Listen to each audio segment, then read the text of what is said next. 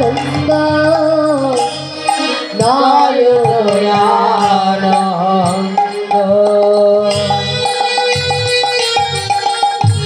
কৃষ্ণ বরণং কৃষ্ণ অকৃষ্ণ সঙ্গপঙ্গ সপারিষদ যজ্ঞ সংকীর্তন প্রজ্ঞে যজন্তে সুমেধ্বসা যজন্তে সুমেধ্বসা।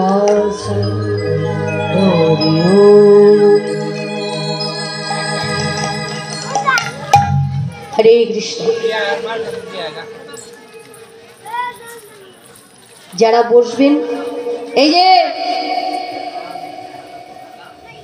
একটুখানি বসতে গিয়ে হাজারটা লোককে জানাচ্ছে যে আমি বসছি এখানে, পারে ওরা?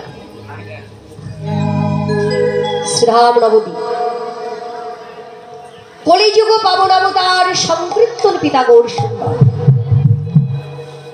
নদিয়ার নবদ্বীপে মধ্যাহ্নকালে নবদ্বীপের রাজপথ আলোকিত করে আজান লম্বিত বাহু উত্থোলন করে ভাবাবেশে দাঁড়িয়ে আছে বৈষ্ণব মহাজন, যিনি পদাবলী রচনা করলেন, কত সুন্দরভাবে বর্ণনা করলেন। হেমশয় অতি গোড়া সমধুর হসথোরা জগজন নয়ন আনন্দ। হেমের সঙ্গে তুলনা করলেন। তাহলে হেম শব্দের অর্থ সবাই জানে বাবা, এখন আর ভেঙে চুরে কাউকে বলতে হয়।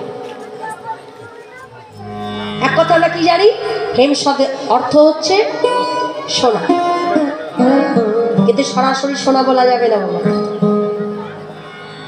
সোনাকেই যে হেম বলে এটা আমরা জানি। কখন হেম বলা হয়? যখন কাঁচা সোনা আগুনে পোড়ানো হয়। গয়না তৈরি করতে গেলে তো সোনাটাকে গলাতে হয়, না গলালে তো গয়না তৈরি করা যাবে না, ডিজাইন উঠবে না। সোনাটাকে যখন আগুনে গোলানো হয়, ওই গলিত সোনা থেকে যে জ্যোতি প্রকাশিত হয়, শক্ত সোনা নয়, গলিত সোনা, সেই জ্যোতিটাকে বলা হয় হেম। তাহলে আমরা সাধারণ মানুষ আমরা এটাই জানবো যে সোনার সঙ্গে আমার গোড়া রূপের তুলনা হচ্ছে, কিন্তু প্রাকৃত জগতের সোনার সঙ্গে আমাদের গোড়া রূপের তুলনা করা যাবে না। কেন করা যাবে না? এই জগতে সর্বশ্রেষ্ঠ ধাতু হচ্ছে সোনা, তাহলে সেই সোনার সঙ্গে কেন তুলনা হবে না? বলছে সোনার গৌরাঙ্গ তো আমাদের নবদ্বীপেও আছে। যারা নবদ্বীপে গেছেন তারা তো দর্শন করে এসেছেন, আর যারা যাননি তারা জীবনে যদি কখনো যান, নবদ্বীপে গিয়ে রিস্কাওয়ালা টোটোওয়ালা যাকে বলবেন যে নবদ্বীপের সোনার গৌরাঙ্গের বাড়ি যাব, একেবারে মন্দিরের সামনে গিয়ে নামিয়ে দেখবেন সেখানে কত সুন্দর করে সোনা দিয়ে গৌর মূর্তি তৈরি করে মন্দিরে স্থাপন করা আছে। আবার এটাও ঠিক, ওই মন্দিরের বাইরে আবার বড় বড় তালাও লাগানো আছে। মন্দিরের বাইরে আবার বড় বড় তালাও লাগানো আছে, ঝোলানো আছে। ঠিক সময় মতো, সময়ের আগেই তালা দিয়ে দেওয়া হয়। কেন? চোর আসবে, চুরি হয়ে যাবে, ডাকাত পড়তে পারে, তাহলে ভয় আছে। কেন ভয় আছে? ওই যে প্রাকৃতিক জগতের সোনা।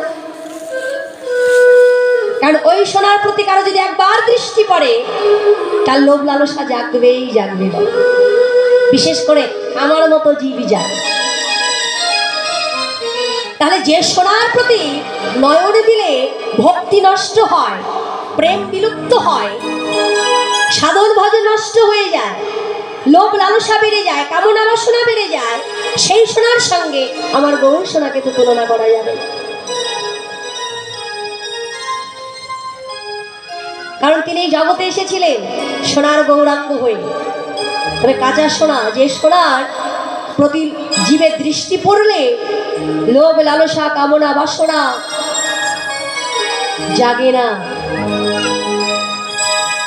ভজন নষ্ট হয় না, সাধনা নষ্ট হয় না। যে গৌর সোনার প্রতি জীবের যদি একবার দৃষ্টি পড়ে, তার হৃদ মন্দিরে কৃষ্ণ ভক্তির উদয় হয়। কিন্তু এই জীব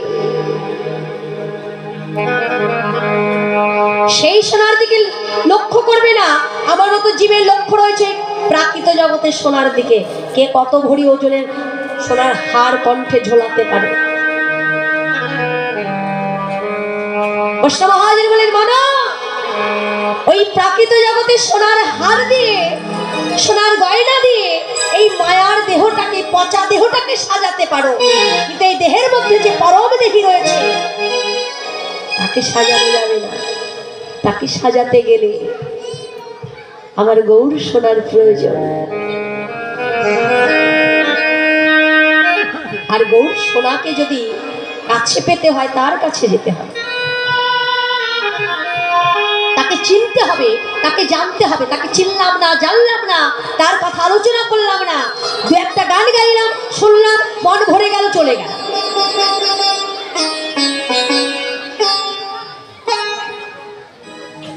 এই যদি শ্রবণ হয়, এই শ্রবণ নয় বাবা, নববিধা ভক্তি। আর নববিধার প্রথম ভক্তি হচ্ছে শ্রবণম। শ্রবণ করে দেখিয়ে দিয়ে গেছে, জগৎকে শিক্ষা দিয়ে গেছে কে? রাজা পরীক্ষিত। 7টা দিন ধরে একইভাবে শ্রবণ করেছিলেন, ভগবানের জন্ম থেকে শুরু করে শেষ পর্যন্ত। যার জন্য শ্রবণং ভক্তিটা রাজা পরীক্ষিত অর্জন করলেন। কিন্তু আমার মতো জীবের ধৈর্য নেই, তো ধৈর্য নেই। কেন থাকবে না ধৈর্য? এই না অহংকার করে বলি আমরা সনাতন ধর্মীয় মানুষ। এই ধরে এত অহংকার কিসে? কেন আমাদের এত অহংকার? অহংকার তো হবারই কথা বাবা, এটা অহংকারেরই কথা। কারণ এই পৃথিবীতে, এই মর্তের মাটিতে যত ধর্মই থাক না কেন, সর্বশ্রেষ্ঠ ধর্ম হচ্ছে সনাতন ধর্ম। এই ধর্মের উপর কোনো ধর্ম নেই। আজকে সেই ধর্মের মানুষ হয়ে ধৈর্য শক্তি তো নেই, চঞ্চলতা ভাব, শুধু পরনিন্দা, পরচর্চা, কে কি করছে তার প্রতি বিচার করছি। একবার চেয়ে দেখো নিজে কি করছো। আগে নিজের বিচারটা করতে শেখো, তারপরে তুমি পরের বিচার। এই যে আমরা একটা শ্লোক আস্বাদন করলাম, কৃষ্ণ বরণং কৃষা অকৃষ্ণ সঙ্গ পঙ্গ সপার্ষদম যজ্ঞৈ সংকীর্তন প্রাজ্ঞৈ যজন্তি হি সুমেধ্বা। এটা কিন্তু ভগবতীর একটা বিশিষ্ট শ্লোক। এই এতগুলো কথা বলা হলো কেন? শুধু কীর্তন শুনলে হবে না মা। সংসারে গিয়ে, সংসারে কর্ম করতে করতে আমরা একটু হলো সময় পাই হাতে, সেই সময়টুকু আন কাজে না কাটিয়ে চৈতন্য চরিতামৃত পড়াশোনা করুন, গীতা ভাগবত পড়াশোনা করুন, গীতা পাঠ করুন।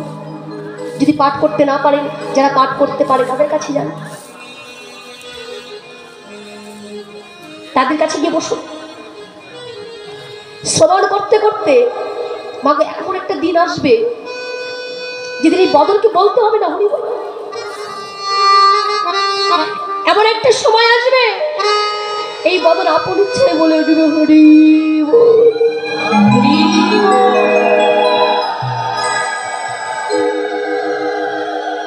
কাউকে আঘাত দিয়ে কাঁদাতে হবে না।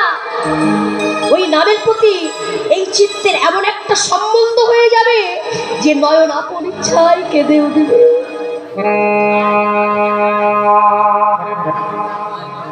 কিন্তু সেই জায়গাটা তৈরি করতে পারছি না, করতে হবে।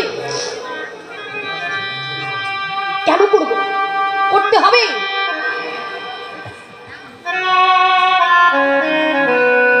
সারা জীবন অনেকটা সময় নষ্ট করে ফেলেছি। আনবো, এটা ভাগবতের একটা বিশিষ্ট শ্লোক। আর এই শ্লোকটি উচ্চারণ করেছিলেন কে? করভাজন মুনি। ভাগবতের 11 স্কন্ধের একাদশ স্কন্ধের পঞ্চম অধ্যায়ে নিমি রাজার নাম আছে।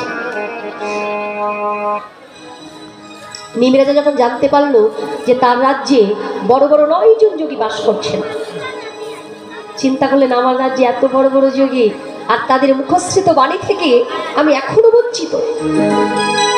এক বিন্দু বিলম্ব না করে নিজে গিয়ে ওই 9 জন যোগীকে নিমন্ত্রণ করে নিমি রাজা রাজপ্রাসাদে নিয়ে এলেন।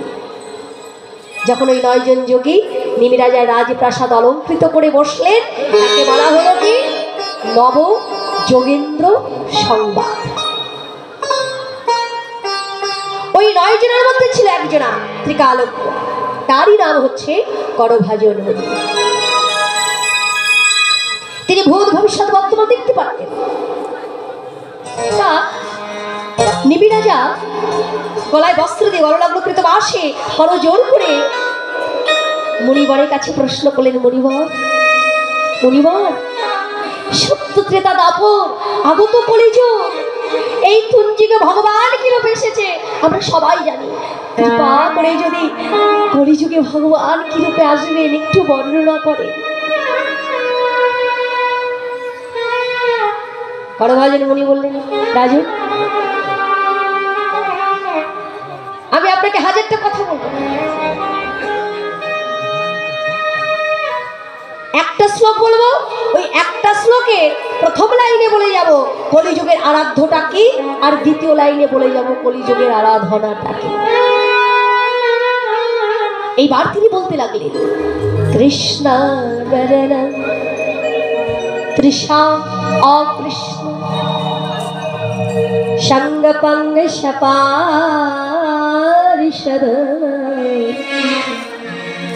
যজ্ঞায় সংকৃতনা প্রজ্ঞை যজন্তি সুবেধ্বসা যজন্তি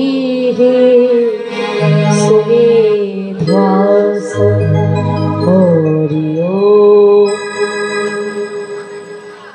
হে রাজুন, আগত কলিযুগে ভগবান যে রূপে আসবেন তার 4টি বৈশিষ্ট্য থাকবে।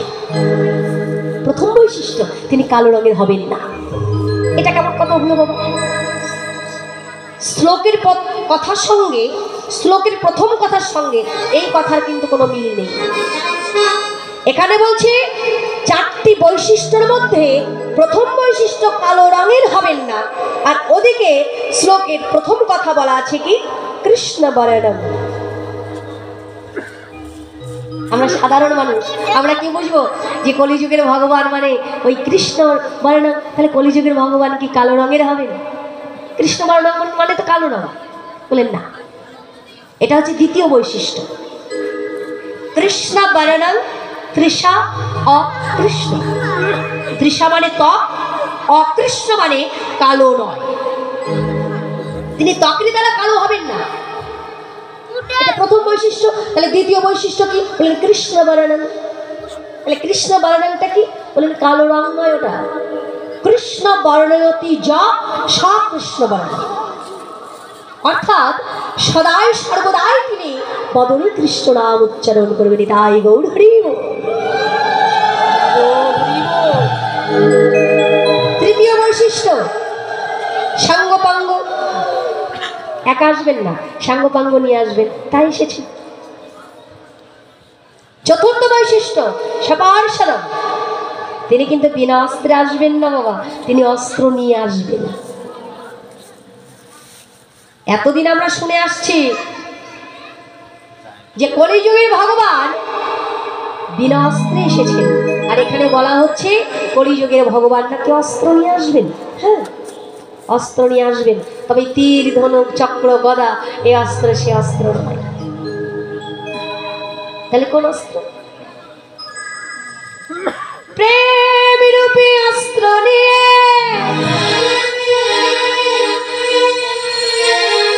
আমার ভাবের গোড়া রসের দ্বারা নদিয়ার নবদ্বীপে আসবে। কেন? প্রেম রূপী অস্ত্রের দ্বারা জীবের হৃদয় স্কন্দরে, স্কন্দর মানে গুহা, হৃদয় গুহার মধ্যে প্রবেশ করে সেখান থেকে সমস্ত আবর্জনাকে নাশ করে প্রেম ভক্তির বীজ রোপণ করিয়ে দেবার লাগি তিনি নদিয়ার নবদ্বীপে অবতারে হবে।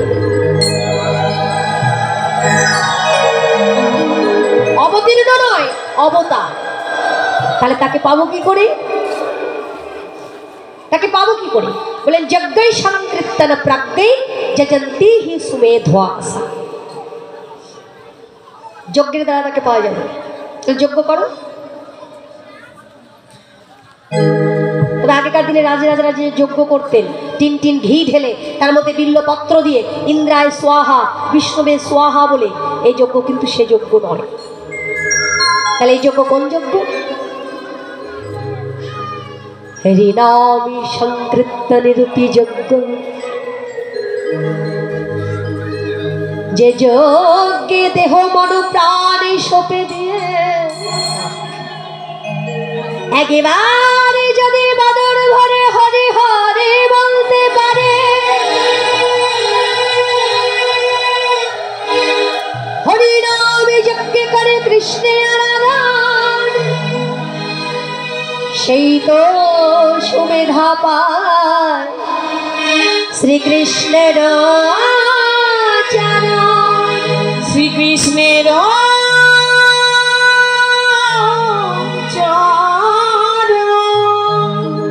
হরিনাম যজ্ঞে করে কৃষ্ণের আরাধন, সেই তো সুমেধা পায় শ্রীকৃষ্ণের চরণ। আজকে আমরা সেই যজ্ঞভূমিতে এসেছি। তাহলে যজ্ঞটা করবে কারা? বলছে যজন্তি হি সুমেধ্বাসা, যজন্তি হি সুমেধ্বাসা। জগতে যারা বুদ্ধিমান ব্যক্তি, যারা জ্ঞানী ব্যক্তি, যারা যোগ্য ব্যক্তি, একমাত্র তারাই যজ্ঞ সংকল্প করবে। আর যোগ্য ব্যক্তি যারা, তারাই সেই যজ্ঞ স্থানে আসন গ্রহণ করতে পারবে। তাহলে কথাটা কি দাঁড়ালো?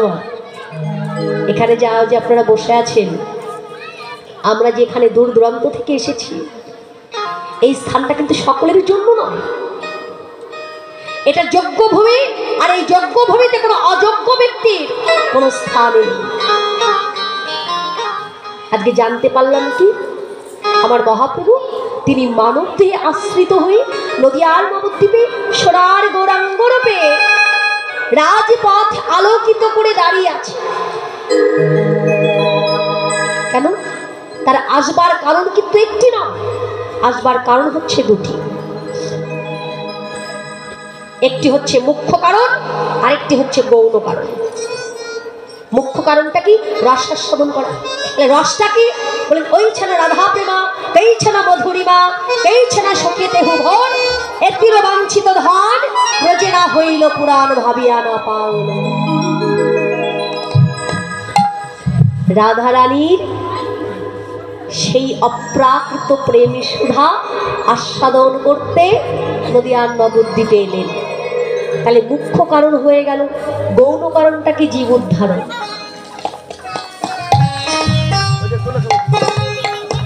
জীব উদ্ধারণ।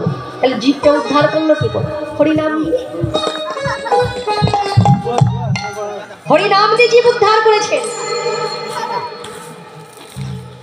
তিনি নদিয়ার নবদ্বীপে এসেছে মুখ্য আর গৌণ নিয়ে।